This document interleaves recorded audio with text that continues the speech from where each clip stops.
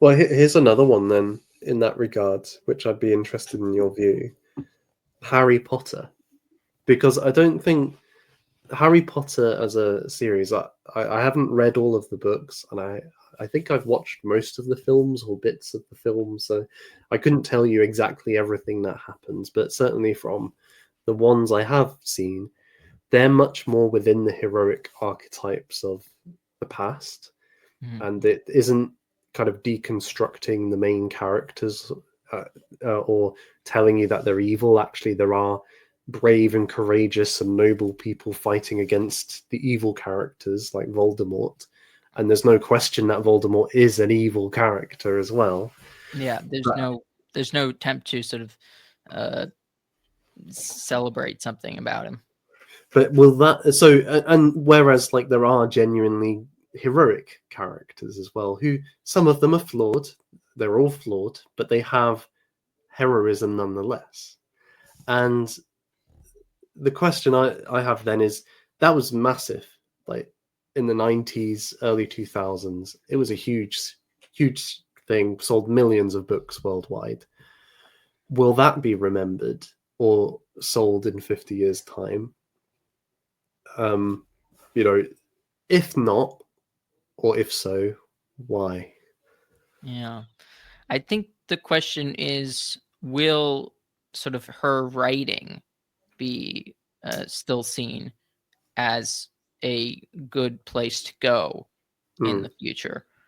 Because I would say she has a real, at least in the first books, she has a very simplistic style.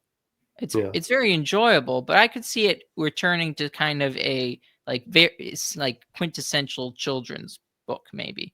Like yeah, I would say children's books aren't like talked about as like quality literature necessarily. Not that they don't have good qualities, but they're not like mm, basked in as much as something like Lord of the Rings. They're not carried on. Like I feel like the thing with Harry Potter, the reason it's still sort of very popular at the moment is because millennials can't grow up or don't want to grow up. Like yeah. they have like they have a almost seemingly eternal fascination with their childhood. Hmm. And I think that's probably what keeps Harry Potter alive is fascination with childhood. Hmm.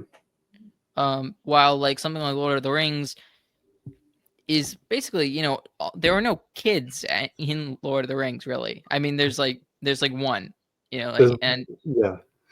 um, but there aren't really kids in Lord of the Rings, even though the hobbits are small.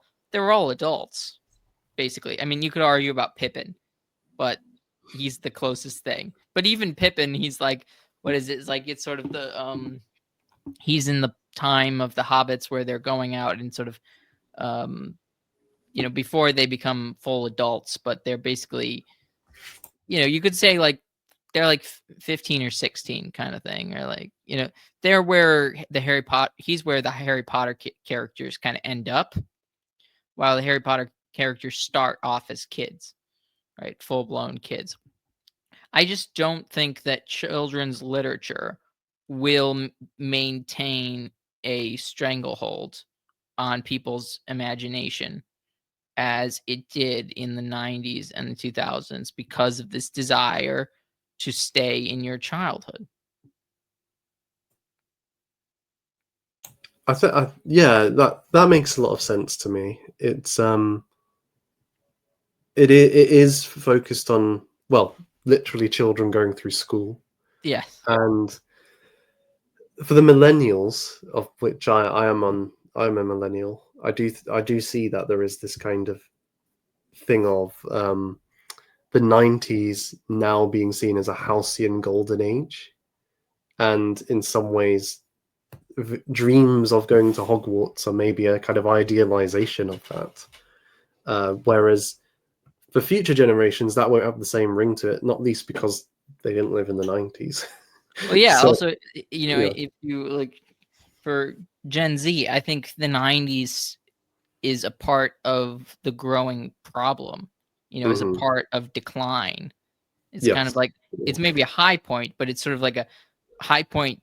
It's a disguised as a high point, but in reality, a societal almost collapse Oh, that takes definitely. place. Yeah. I mean, with like Blair and Clinton, you really don't have very like impressive, like, I mean, skilled, but not like worthy of admiration No, figures.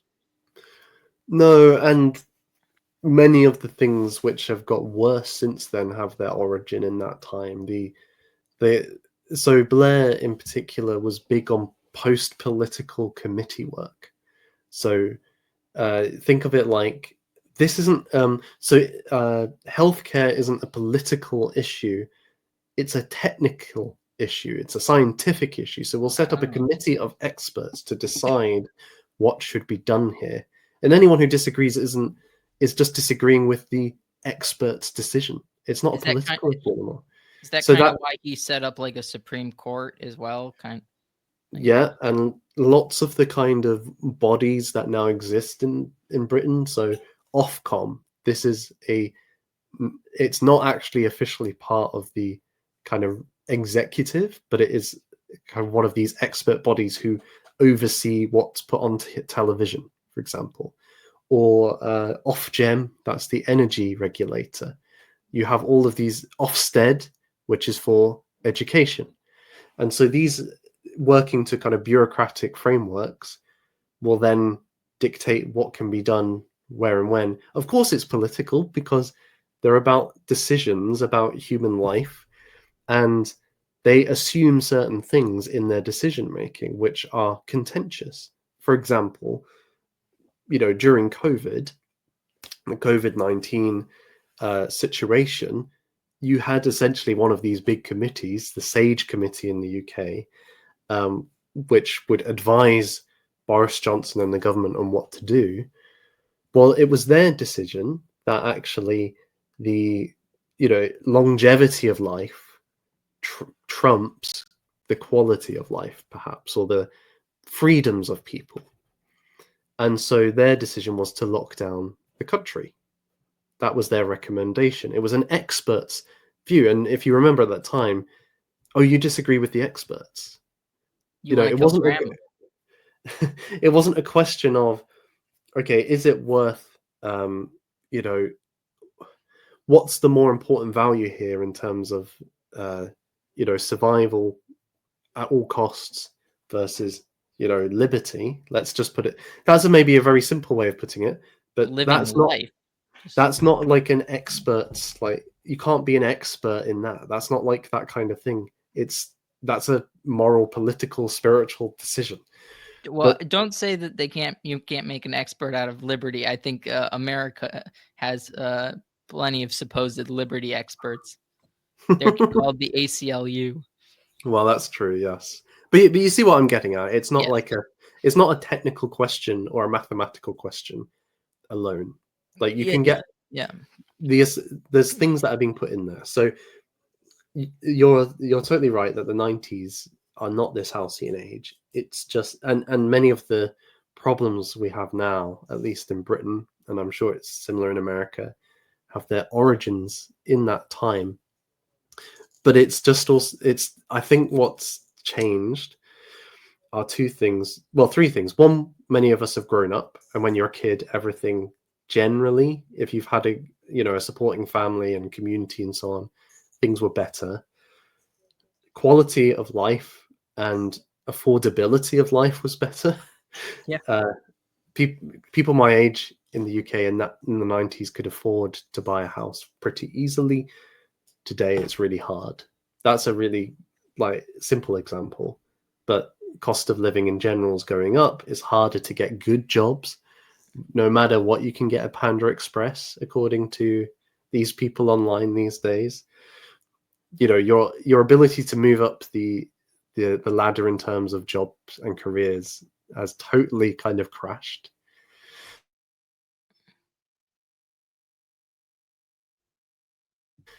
So it's a completely different situation in that,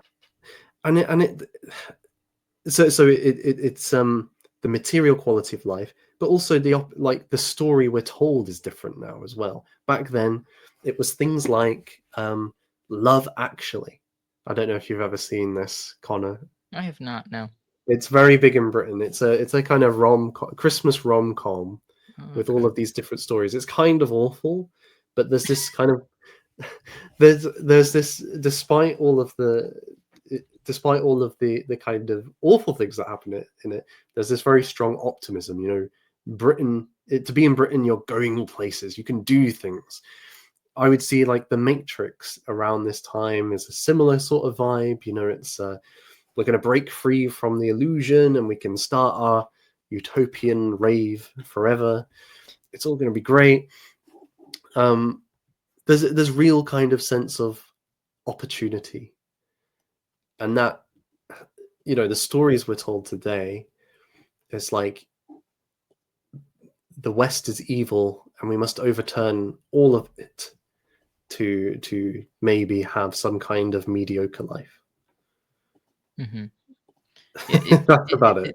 Definitely, you know, it is a really completely different world that, you know, there was even a sort of more of a uniform culture to that. There wasn't as much of a multicultural sort of takeover. So you can have more of a story that pleases a large group of people, that has actual meaning. One of the reasons that a lot of superhero movies did so well was because it was sort of they were sort of grasping at the last remaining things that people kind of agreed upon. And it just wasn't very like deep things. It's very, very simple. Just like, you know, bad guy, you know, hurts people, so stop him. You know, like that was the thing that we agreed on. That was almost the lowest common denominator.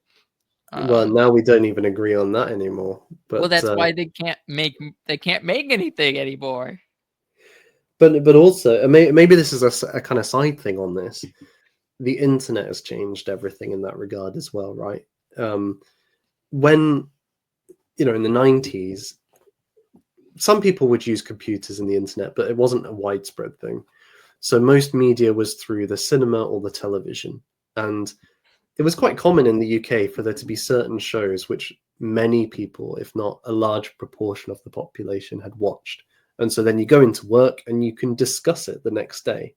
You can discuss what happened in the latest episode of EastEnders, for example, which is a long-running soap opera. You would have people who would talk about, you know, the latest films that had come out, because these were cultural moments and events. Certain individuals, celebrities, would become famous amongst large proportions of the population. And even when I was growing up, children of my age, it didn't matter if they went to my school or not, watched the same TV shows, played the same games. So we had things like Beyblades. I don't know if you remember Beyblades, Connor. You're probably too young for these things. Never heard of that. Or Crazy Bones, or Pokemon cards. Maybe you've heard of Pokemon cards. I only know that latter, even though I've never played or done anything with Pokemon. Okay. So we, you know, or there were certain TV shows, right, that we watched, and I could mention it, and they would like, oh yeah, that was great. Whereas now with the internet, it's so it's fractured, that common culture, whether it was good or bad. It's like resegregated. It's resegregated, and so it's like a million choices that everyone has, and that means everybody's kind of divided off into their little sub-communities. And